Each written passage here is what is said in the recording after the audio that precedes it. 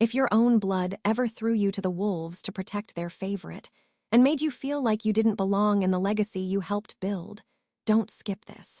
Because this story isn't just about betrayal. It's about reclaiming power without ever raising your voice. The smell of old money is a specific thing. It's not the crisp scent of new bills. It's the faint, phantom aroma of leather-bound books, aged scotch, and the quiet, unshakable confidence that comes from generations of never having to check a price tag. It was the smell of my father's office, the inner sanctum of Hartstone Estates. For years, I thought it was the smell of home. My world was built on blueprints and balance sheets, while my brother, Ryan, was the face of the company, all charismatic smiles and firm handshakes at charity galas. I was the foundation, the quiet architect. From the age of 22, armed with a dual degree in architecture and finance, I lived in the hushed back rooms of our Chicago headquarters. I was the one who spent nights tracing zoning laws, finding the loopholes that would allow us to build higher, grander. I was the one who sat with anxious investors, my voice a calm, steady current of data and projections, turning their skepticism into seven-figure commitments. Ryan would close the deals I'd already won. He'd swoop in for the final signing, pop the champagne, and take the celebratory photo for the business journals. Our father, Richard Hart, would clap him on the back. "That's my boy," he'd boom, his voice echoing with pride. "A natural."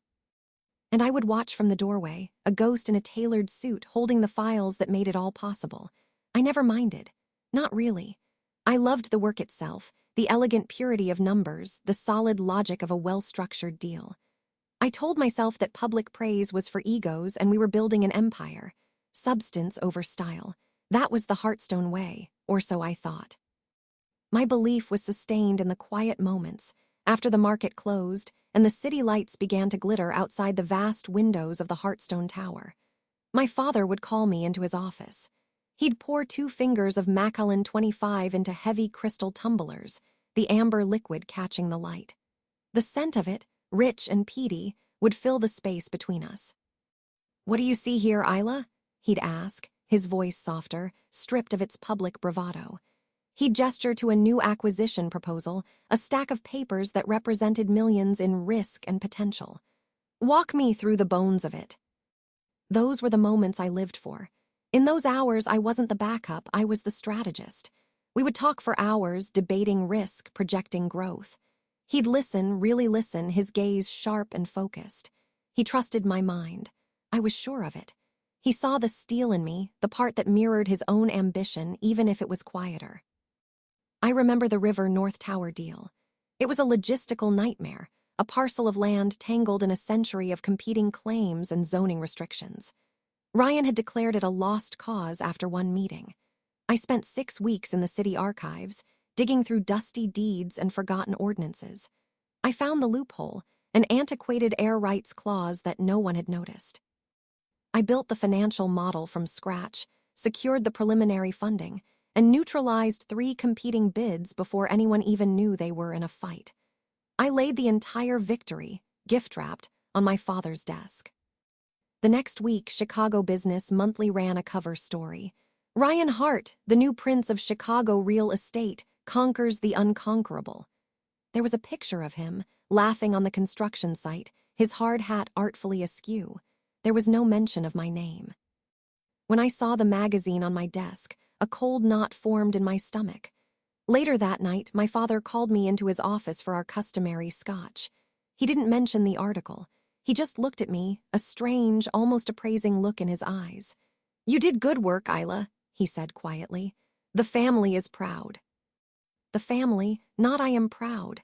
It was a subtle distinction, but a meaningful one. I let it go. I told myself it was for the good of the company. Ryan was the face. I was the engine. An engine doesn't need its name in the paper. It just needs to run. My trust in him was absolute. It was the bedrock of my world. So when he asked me to help Ryan with a series of aggressive offshore expansions, I didn't question it. "He's got the vision, Isla," my father had said, his hand on my shoulder, a rare gesture of physical affection. "But you've got the head for the details. Just keep an eye on the paperwork. Make sure it's all airtight." The word airtight hung in the air between us, a command, a promise. Ryan was vague, as always. He talked about shell corporations in the Caymans, about silent partners and rapid acquisitions. It felt sloppy, reckless, driven by whim rather than strategy. When I'd try to pin him down on specifics, demanding clearer documentation, questioning the opaque ownership structures, he'd just laugh. Relax, this is the big league. You gotta move fast or get eaten. Stop trying to put everything in your neat little boxes. So I did what I was told. I cleaned up his messes. I organized the chaotic paper trails, standardized the reporting, and created a new set of digital folders with my secure credentials. Folders I believed only my father and I had access to track the labyrinthine flow of money. I was ensuring compliance. I was protecting the company. I was protecting my brother. I was making it airtight. The first sign of the fracture came on a Tuesday. A compliance officer, a nervous young man named David Chen, requested a meeting. He sat across from my desk, sweating through his starched white shirt, his hands fidgeting with a single sheet of paper. He pushed it across the polished surface of my desk. It was a wire transfer confirmation. $7 million. It was from one of our new shell firms to an account I'd never seen before, one with a cryptic name registered in Panama. My digital signature was at the bottom, crisp and undeniable. I didn't authorize this, I said, my blood running cold. The numbers seemed to vibrate on the page. It came from your terminal, Ms. Hart, David stammered, unable to meet my eyes. Your credentials, time-stamped yesterday at 7:15 p.m. I was in a budget meeting. Until 8 p.m. I hadn't been at my desk. I went to my father immediately, the printout trembling in my hand. I stormed into his office, ready for him to share my outrage to start a war. Instead, I saw a flicker of something I couldn't name in his eyes. It wasn't shock. It wasn't anger. It looked almost like pity. "Leave this with me, Isla," he said, his voice unnaturally calm. He took the paper from my hand, his fingers brushing mine. They were ice cold. He folded it neatly and slipped it into his breast pocket. "It's a mix-up. I'll sort it out. Don't speak to anyone about this. Especially not Ryan. No need to worry him." I nodded, my throat tight, a knot of confusion and fear twisting in my gut. I chose to believe him. I chose to trust that steady, patriarchal voice that had guided my entire life. I went back to my desk and tried to work, but the numbers on the screen swam before my eyes. The foundation of my world had a crack in it, a fine, hairline fracture that I was desperately trying not to see. 2 days later, the foundation shattered completely. I was at my apartment, a sleek glass box overlooking Millennium Park, when they came. The knock on the door was sharp, official. Not the local police, federal agents. 4 of them, stone-faced and imposing in my minimalist living room, their dark suits a stark contrast to the pale gray and white of my decor. They didn't raise their voices. They didn't have to. The warrant they presented did all the shouting. Fraud, money laundering, conspiracy. My name was on it, only my name. The arrest was a blur of metallic clicks and recited rights. The world narrowed to the cold steel of the handcuffs on my wrists, the clinical tone of the agent reading me my rights, the dizzying realization that this was not a mistake. This was real. The walk out of my building was a gauntlet of flashing cameras and shouted questions. I remember the disorienting strobe effect, the aggressive way they pushed microphones toward my face. My mind was a maelstrom of confusion. My father will fix this. He'll call the lawyers. He'll clear my name. They put me in a holding cell. It smelled of disinfectant, sweat, and despair. For hours, I sat on a cold metal bench, the silence broken only by the distant clang of a steel door or a shouted order. I replayed every conversation, every transaction, every late-night meeting with my father, convinced I had missed something vital. The first person I was allowed to see was a lawyer, a man I'd never met, with a rumpled suit and tired eyes. He told me the Hart family had hired him. For me. He didn't bring reassurance. He brought a stack of files. "The evidence against you is comprehensive, Ms. Hart," he said, avoiding my gaze as he spread the documents on the small metal table between us. He laid them out, one by one. Emails, supposedly from my account, meticulously detailing how to funnel money through the shell firms. Transcripts of phone calls, my voice, digitally stitched together from hours of legitimate business calls, now discussing routing funds to drug-linked accounts in Panama. Forged signatures, perfect imitations of my own, on dozens of incriminating documents. And the final exhibit, a sworn affidavit from a senior IT technician at Heartstone, a man I'd known for years, stating that I had coerced him into giving me backdoor access to the company's financial servers. It was a masterpiece of deception, a carefully constructed fiction built with the bricks of my own diligence. The secure folders I'd created, the digital credentials I used, they had been turned into the very architecture of my prison. It was airtight. Every thread, every digital footprint, every piece of paper had been expertly woven into a net, and I was the only one caught in it. That's when I saw it on a small television mounted in the corner of the booking station, its volume just loud enough to hear. A press conference. My father stood at a podium bearing the Heartstone logo, his face a mask of solemn grief. Beside him, looking pale and resolute, was Ryan. "We are shocked and devastated by this betrayal," my father said, his voice cracking with practiced emotion that made my stomach turn. "Heartstone Estates has a zero-tolerance policy for such criminal activity. We are cooperating fully with the authorities." He put a hand on Ryan's shoulder, a gesture of solidarity and succession. "And I am proud to say my son, Ryan, will be leading the effort to clean up the company and restore the trust that has been so egregiously broken." The world stopped. The air left my lungs in a silent gasp. The background noise of the station faded into a dull, roaring static in my ears. They hadn't just let this happen. They had orchestrated it. My father, my own father, had helped build my cage. The late-night meetings, the trust he'd shown me, his request to make it airtight, it was all part of the setup. He had used my competence, my loyalty, my love for him, as a weapon against me. They needed a scapegoat to save the heir, the favorite, the untouchable one who was meant to carry the name. And I, the quiet, replaceable daughter, was the perfect sacrifice. The final cut, the one that severed the last thread of hope, came when my lawyer told me my mother had been contacted about my bail. Her response, he relayed with a grimace, was that she and my father were following legal advice to distance themselves from the situation. She refused to post bail. She refused to visit. In the eyes of the family I had dedicated my life to, I was already gone. Erased. They thought that would break me. They thought prison or the threat of it would crush the part of me that knew how to fight. They were wrong. Sitting on that cold bench, with my mugshot about to be splashed across the front page of the Chicago Tribune, I didn't feel despair. The shock and the grief burned away, leaving something cold, hard, and terrifyingly clear in their place. They had underestimated me, for the last time.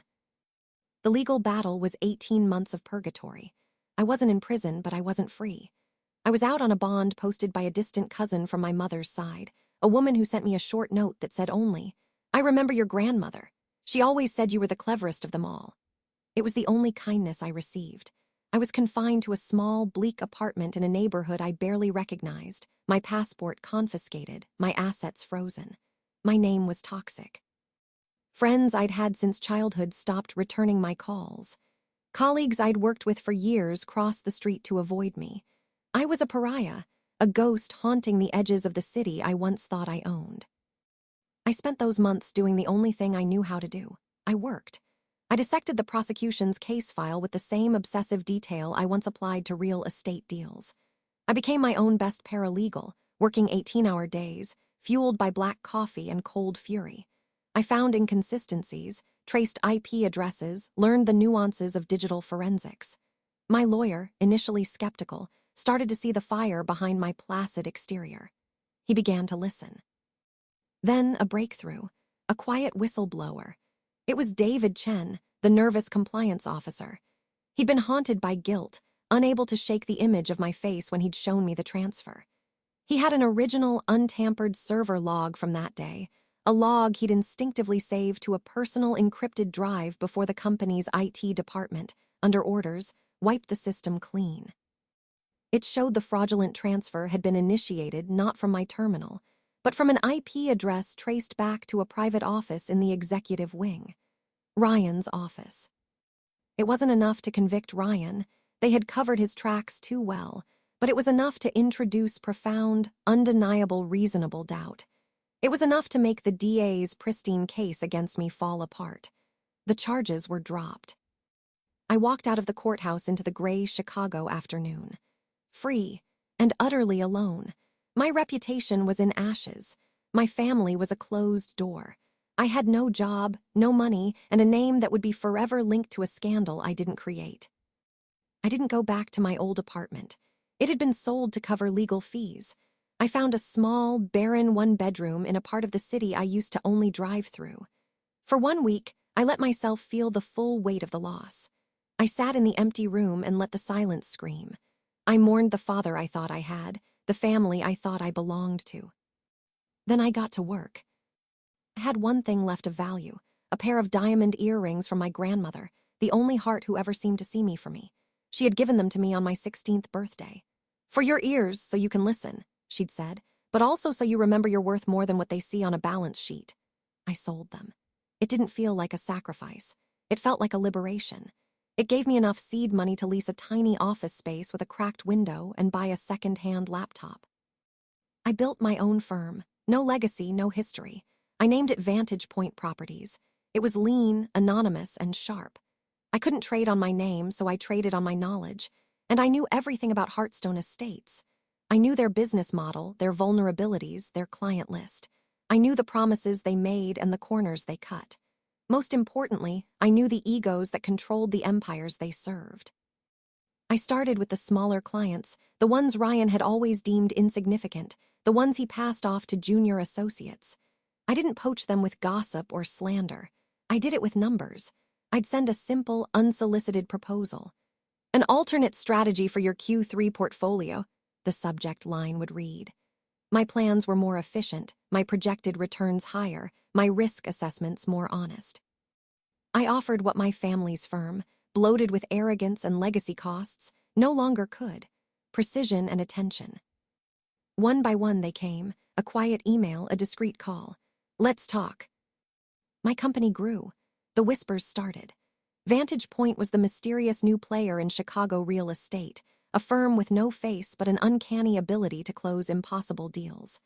I stayed in the shadows, my name, Isla Hart, buried under layers of corporate filings. I hired a small, fiercely loyal team. They didn't know my full story, only that I was the sharpest mind they'd ever worked for and that I demanded absolute perfection. Within a year, I was landing the clients my family used to brag about at Thanksgiving dinner. The tech billionaires, the old money hoteliers.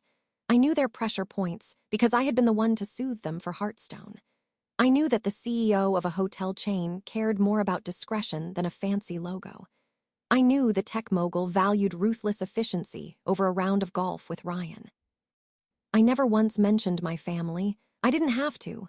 My success was a quiet indictment, a growing shadow that began to fall over Hartstone Estates. Their profits dipped. Their stock wavered. I could feel their confusion, their frustration from across the city. They were fighting a ghost. And then, I decided it was time for the ghost to show her face. The National Real Estate Gala was the industry's premier event, a spectacle of champagne and self-congratulation held in the grand ballroom of the Drake Hotel. Hartstone Estates always had the largest, most ostentatious presence, a monument to their perceived dominance. This year, I made a different kind of investment. I didn't buy a booth. I bought out the entire media floor for a 15-minute slot during the keynote address. The AV company was thrilled. No one had ever offered that kind of money for a private presentation before. They asked no questions. I arrived just as the gala was in full swing. I wore a simple black dress, severe and elegant. As I walked through the crowd, a path seemed to clear before me. The whispers followed me like a wake. "Is that Isla Hart? I thought she was. What is she doing here?" I saw them across the room. My father, looking older now, the strain showing around his eyes. My mother, draped in jewels that looked too heavy for her, her face a tight mask of social grace. And Ryan at the center of a sycophantic circle, laughing too loudly, his confidence a brittle shell. Our eyes met for a fraction of a second across the sea of bodies. His smile faltered. He saw a ghost. I took a seat at a small, reserved table in the back and waited, my hands resting calmly in my lap. At 9 p.m., the lights dimmed for the keynote. The host walked on stage. And now, a special presentation from one of our platinum sponsors. The massive screens that flanked the stage flickered to life. But it wasn't a sponsor's logo that appeared. It was the Heartstone Estates insignia, which then dissolved into a flurry of digital static. A voice filled the ballroom. A man's voice slurred with alcohol and arrogance. Ryan's voice. It was a voice memo, retrieved from his personal cloud by a digital forensics expert I'd hired months ago. "Dude, it was so easy," Ryan was saying to a friend. Dad's IT guy owed him a favor. A few lines of code, a doctored email chain. Isla never saw it coming. She's so by the book, she wouldn't even think to look in her own backyard. A collective gasp went through the room. It was sharp, audible. My father, I saw from the corner of my eye, had gone white as a sheet. The screen changed. It showed documents, side by side. On the left, the forged wire transfers with my faked signature. On the right, the true server logs, retrieved by David, showing the funds originating from Ryan's terminal and flowing to accounts linked to a known associate of his with a history of financial crimes. Next, security footage. Grainy, but unmistakable. My father, meeting covertly with the IT technician in a dimly lit parking garage 2 days before my arrest, handing him a thick manila envelope. The date and time stamp glowed in the bottom corner like a brand. The final piece was the audio. A phone call between my father and Ryan, recorded on Ryan's phone and backed up, foolishly, to the same cloud account. My father's voice, low and conspiratorial, filled the silent room. "She'll break," he said. "She's not strong like you, son. She'll take the fall. It's for the good of the family, the legacy." Ryan's reply was clear and cold, the words precise daggers.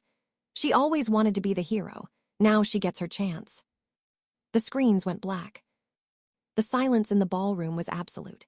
It was a dense, heavy thing, broken only by the sound of a champagne flute shattering on the marble floor. Then chaos. Investors, men I had personally courted for Heartstone, men whose fortunes I had secured, stood up and walked out, their faces grim masks of fury. Phones were out, reporters were dialing their editors, their voices hushed but urgent. The Hart family was frozen at their table, a tableau of public ruin.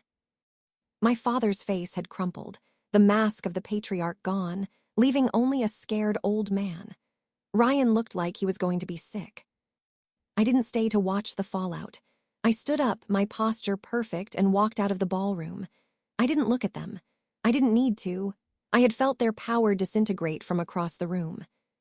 Within weeks, the Hart family was under federal investigation. This time, for real. The evidence was irrefutable, the public humiliation total. Heartstone Estates, built on a century of reputation, collapsed like a house of cards. My final move was silent. Through a series of blind trusts and intermediaries, Vantage Point Properties initiated a hostile takeover of Heartstone's single greatest asset, their penthouse headquarters, the gleaming tower on the Chicago River. They were so desperate for capital to pay their lawyers, they never even saw who the buyer was until it was too late. I stand here now in what used to be my father's private office. The mahogany desk is gone. The leather chairs are gone. The smell of old money has been replaced by the smell of fresh paint and brewing coffee. We knocked down a wall, put in a communal table and a high-end espresso machine. It's our firm's break room now, a place for my team to relax, to collaborate, a place of function, not ego. From this window, I can see the entire city. The empire I was meant to inherit, I simply took. Someone asked me recently, a journalist digging for a juicier headline, why I didn't sue them for damages, for the years they stole, for the pain they caused. I looked out at the skyline, at the concrete and glass kingdom I had built from ashes. I thought about it for a moment, the ghost of my father's scotch on my tongue. Then I gave them the only answer that mattered. "I don't need them punished," I said, my voice even and calm. "I just need them powerless." If this story hit you somewhere deep, comment, "They buried the wrong one." Because sometimes the strongest revenge isn't rage. It's making sure they live long enough to see who you became.